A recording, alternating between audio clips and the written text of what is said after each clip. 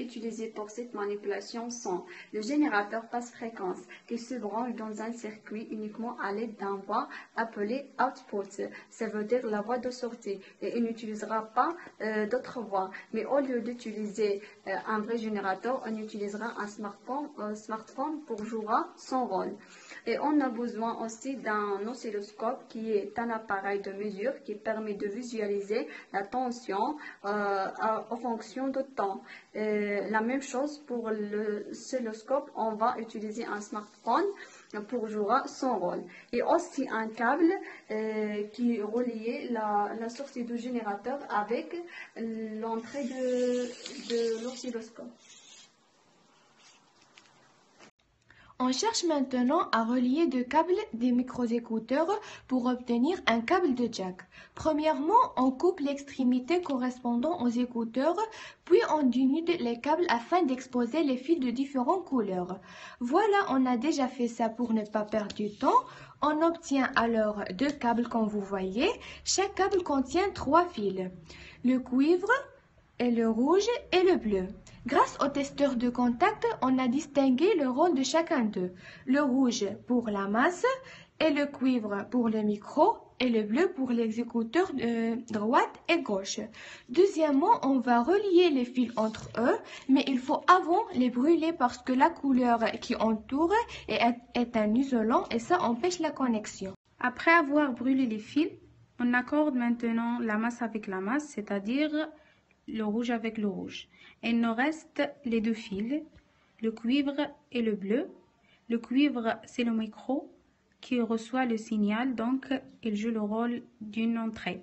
Le bleu pour les oreillettes qui renvoient le signal reçu en forme du son, donc il joue le rôle d'une sortie.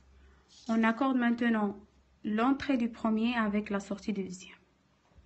Maintenant, notre câble est prêt à être utilisé. Il suffit alors de lier les deux smartphones entre eux, comme vous voyez, pour étudier le signal. On branche le fil du micro avec la sortie du générateur pour qu'il reçoive le signal de sortie. Et en parallèle, on branche le deuxième fil avec l'oscilloscope qui affichera le signal. On met en marche notre générateur. Ce dernier crée le signal qui va être visualisé par l'oscilloscope. Représentation de la tension sur l'oscilloscope. Le signal observé est un signal sinusoïdal.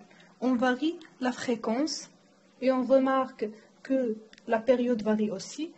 La même chose pour l'amplitude. On la varie, on remarque que la tension augmente ou diminue. On fixe la fréquence sur 1000 Hz.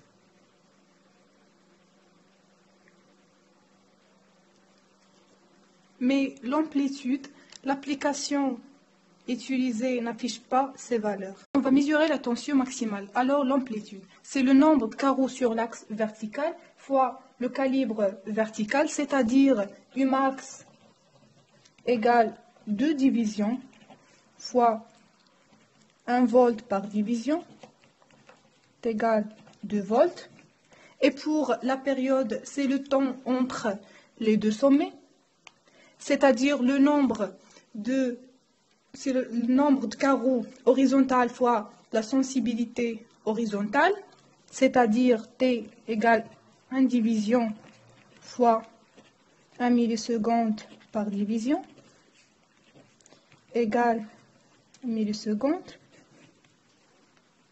À partir de la période trouvée, on calcule la fréquence du signal. La fréquence du signal est obtenue par l'inverse de la période exprimée en secondes, c'est-à-dire